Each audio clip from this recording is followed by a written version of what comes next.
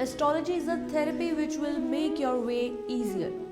नमस्कार, हमारे इस प्रोग्राम में आपका स्वागत है और आज फिर से मेरे साथ हैं अमित कपूर, एस्ट्रोलॉजर, जो फिर से हमें रोशनी दिखाएंगे एक ऐसी बात पर जो हर किसी की ज़िंदगी से जुड़ी है, हमारा प्रोफेशन, हमारा कामकाज, जिस पर हमारा जीवन निर्भर करता है, जिस पर हमारी पूरी ज़िंदगी निर्भर करती है, हमारे परिवार की ज़िंदगी निर्भर करती है।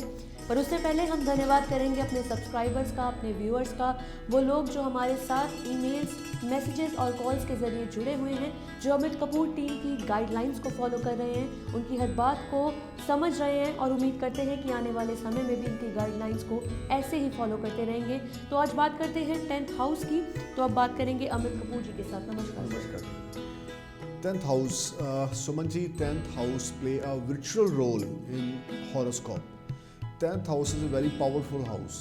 आपका प्रोफेशन, आपका बिजनेस, आपकी नौकरी, आपके रिलेशनशिप आपके फादर के साथ आपके 10th हाउस से जुड़े हुए हैं। आप किस एंड तक जाकर लाइफ में, प्रोफेशनल लाइफ में कामयाब होगे, ये 10th हाउस है। आप कहाँ पर अपना जॉब करोगे, अपने बर्थ प्लेस पे कहाँ पर अपना काम करोगे, बर्थ प्लेस पे या घर से दूर जाकर, ये भी 10th हाउस है।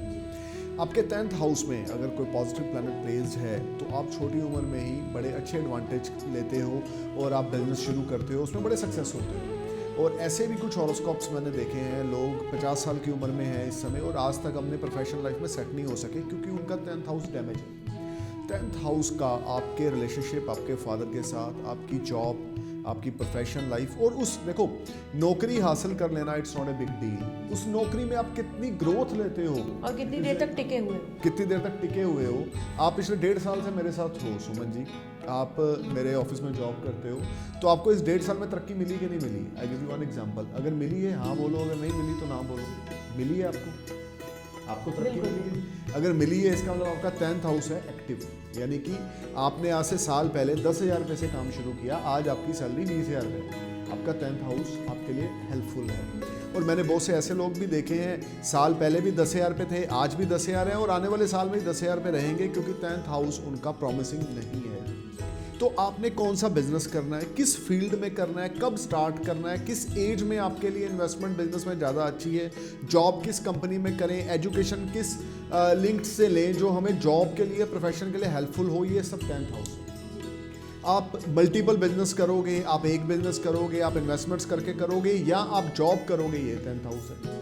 तो आपके 10th हाउस में सैटर्न प्लेस्ड हो, फॉर एग्जांपल 10th हाउस में, ऐसे लोग लाइफ में बहुत राइज करते हैं, बहुत ज़्यादा पैसा कमाते हैं, फेम कमाते हैं, प्रॉस्पेरिटी कमाते हैं, बिजनेस में बहुत तरक्की करते हैं। अगर ये लोग जॉब करते हैं तो बड़े डिसिप्लिन में आकर करते हैं, बड़े ज़्यादा डिसिप्लिन में रहते हैं, फॉर्चुनेट होते हैं, लाइमलाइट में रहते हैं, जॉब में इनको राइजिंग मिलती है, प्रोफेशन बिजनेस में भी राइजिंग मिलती है। मरकरी 10th हाउस में हो, 80% 85% लोग अपना बिजनेस करते हैं, छोटे स्केल से बिजनेस करके बड़े हाई एंड तक पहुंचते हैं।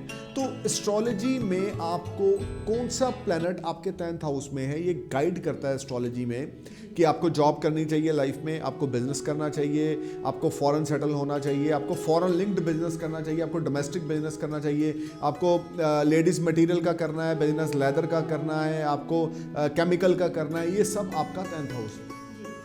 और अगर 10th हाउस डैमेज हो तो स्टोन्स या फिर जो गाइडलाइंस आप दे रहे हैं कितनी हेल्पफुल हैं? और ज़्यादा जो अगर बात करी जाए स्टोन्स की, फोकस आजकल लोगों का रहता है कि अगर कुछ भी बुरा हो रहा है, अगर लग रहा है कोई हाउस डैमेज है तो कोई स्टोन डाल लेते हैं जल्दी। नहीं सुमन जी, मैंने पहले बताया है, अगर कोई हाउस डैमेज है या कोई प्लैनेट उसमें नीच का बैठा है तो उसका स्टोन हमने नहीं डालना। हमने स्टोन उसका डालना है जो एग्जाल्टेड है, जो आपके हॉरोस्कोप में योग कारक प्लैनेट है। जो आपके हॉरोस्कोप में अगर 10th हाउस में कोई डेबिलिटेटेड प्लैनेट है तो उनकी चीज़ों का हमने दान करना है, उससे लिंक्ड भगवान की हमने वर्शिप करनी है। फॉर एग्जांपल अगर जुपिटर आपका डेबिलिटेटेड है 10th हाउस में तो आपने थर्सडे वाले दिन चने की दाल मंदिर या धर्मस्थान में दान देनी है, लॉर्ड विष्णु की उपासना करनी है, अपने फादर की, अपने दादाजी की ब्लेसिंग्स लेनी है। आपका मून 10th हाउस में डेबिलिटेटेड है तो आपने मंडे वाले दिन चीनी, चावल या शुगर मंदिर में दान देनी है, अपने मदर के साथ बना के रखना है, मदर के फीट टच करते रहना है, उनकी ब्लेसिंग्स लेनी है, उनसे लड़ना नहीं है। उनके साथ पोलाइट रिलेशनशिप में जो हमारे एंसेस्टर्स होते हैं उनको वर्शिप करना कितना ज़रूरी है? देखो, उनको वर्शिप करना बहुत ज़रूरी है, इसमें कोई दो राय नहीं, लेकिन मेरा ये मानना है सबसे पहले आपको वर्शिप करनी है तो अपने घर बैठे भगवान, अपने माँ बाप की करो, क्योंकि उससे ऊपर भगवान नहीं है, उससे ऊपर आपका इष्ट देव भी नहीं है। अगर आपके माँ बाप आपसे खुश नहीं है तो आपको मंदिर जाने का कोई फ़ायदा नहीं। आप अपने घर में अपनी माँ से लड़कर मंदिर जा रहे हो तो वहाँ पर भोलेनाथ भी आपसे प्रसन्न नहीं होंगे, क्योंकि पहले आप उनको सेटिस्फाई करो जिन्होंने आपको इस धरती पे जो जन्म दिया है। पहले आप उनके बारे में सोचो, उनके लिए कुछ करो, उसके बाद भगवान जो मंदिर में विराजमान है उनके पास जाओ। आजकल लोग क्या करते हैं, अपने माता पिता से लड़कर मंदिर में जाते हैं, गुरुद्वारे में जाते हैं, वहाँ जाके माफ़ी मांगते हैं। तो ऐसी माफ़ी का कोई फ़ायदा नहीं है। अगर आप अपने पेरेंट्स को खुश नहीं रख पा रहे तो इसका मतलब आपका इस धरती पे जीना जो है वो व्यर्थ हो गया। आजकल माँ बाप को वृद्धाश्रम छोड़ दिया जाता है, न्यूक्लियर फैमिलीज बसाई जा रही हैं और दूसरे साइड पे जो है दान पुण्य किए जा रहे हैं, लंगर लगाए जा रहे हैं। मैं सुमन जी आपको एक एग्जांपल देता हूँ, इसी बात पे आऊँगा। मैं पहले एक एग्जांपल दूंगा। थोड़े दिन पहले मैं यूरोप में था, वहाँ पे मैं एक जगह से दूसरी जगह ट्रैवल कर रहा था ट्रेन पे। तो एक अचानक मेरे पास यूरोप के पर्सन आए, उन्होंने मेरे को देखा और मुझे बोला नमस्ते। तो मैंने बोला यू नो इंग्लिश? वो इंग्लिश थे, अंग्रेज़ थे। तो उन्होंने मुझे बोला थोड़ा थोड़ा। तो मेरे को बड़ा अच्छा लगा, वो मेरे साथ बैठ गए। तो उन्होंने मेरे से सबसे पहले ये क्वेश्चन पुट किया कि मैंने कहा आपको कैसे पता मैं इंडिया से हूँ? कहता जो आपका फोरहेड, जो आपका तेज है उससे, क्योंकि मैंने 32 टाइम्स इंडिया में ट्रैवल किया। आई लव इंडिया, मेरे को इंडिया का साहित्य कल्चर बड़ा अच्छा लगता है। वहाँ पे बड़े फेस्टिवल हैं, बड़ा ज़्यादा अच्छा एंटरटेनिंग है, हरिद्वार है, तीर्थ स्थान है, ऋषिकेश है। मैंने अपना बहुत टाइम वहाँ स्पेंड किया। तो उन्होंने मुझे बोला चीज़ कि आजकल के ज़माने में जो यूरोपियन कंट्रीज़ हैं वो हिंदुस्तान के वर्शिप को, लॉर्ड कृष्णा को फॉलो कर रहे हैं, और जो इंडियंस हैं वो वेस्टर्न कल्चर को फॉलो कर रहे हैं कि अपने माँ बाप को वृद्ध आश्रम में छोड़ रहे हैं। और जो यूरोपियन है वो वृद्ध आश्रम से वापस लेकर आ रहे हैं, अपने साथ रख रहे हैं, क्योंकि वो अब लॉर्ड कृष्णा, लॉर्ड शिवा को फॉलो कर रहे हैं। तो हम लोगों में क्या चीज़ है, हम लोग फॉरेनर बने हैं इंडिया में बैठकर। हम लोग अपना आयुर्वेदा भूलकर एक फॉरेन मेडिकल की ओर ध्यान देंगे, फॉरेन ट्रीटमेंट की ओर ध्यान देंगे, जबकि भारत को वरदान में आयुर्वेदा मिला।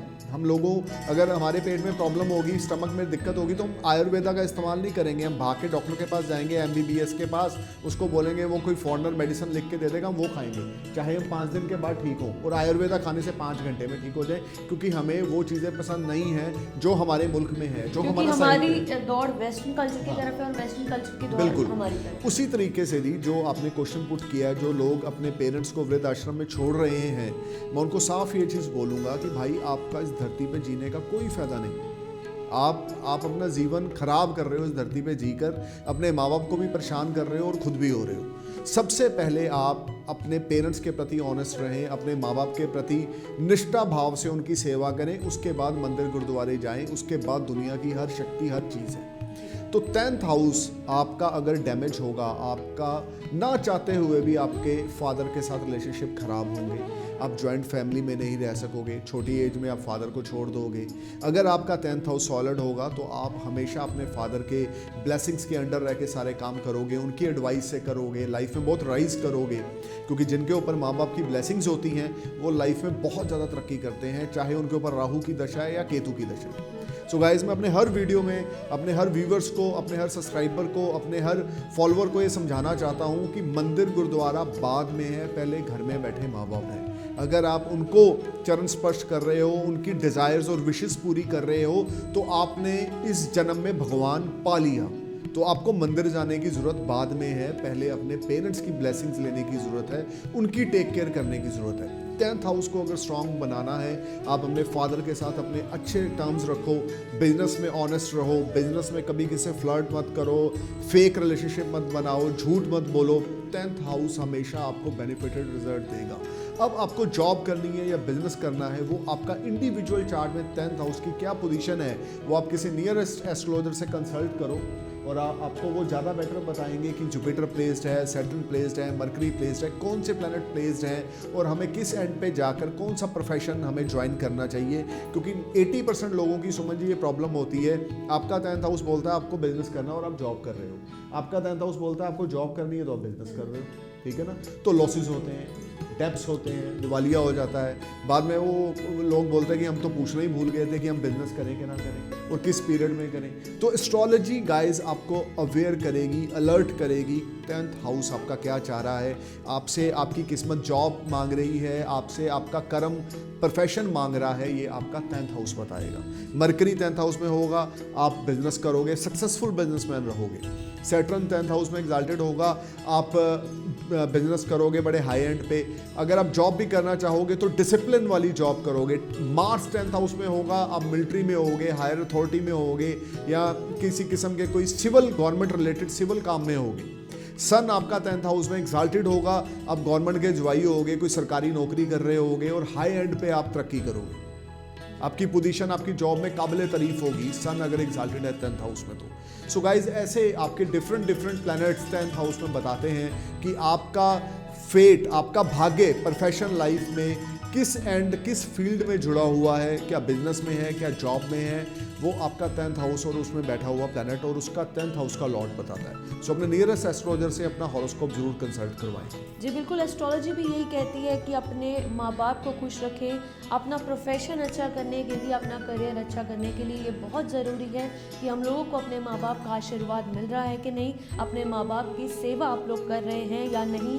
बजाय माँ बाप को वृद्धाश्रम में छोड़ने के लिए, वृद्धाश्रम में छोड़कर उनको निगलेक्ट करने के, माँ बाप को अपने साथ रखें, उनकी सेवा करें और उनका आशीर्वाद समय समय पे प्राप्त करें, ताकि इसका असर जो है आपके ही जीवन पर पड़े, आपका करियर और ज़्यादा ब्राइट हो, आपका फ्यूचर और ज़्यादा ब्राइट हो। और अब हमें यानी कि टीम अमित कपूर को दीजिए इजाज़त। धन्यवाद। Thank you.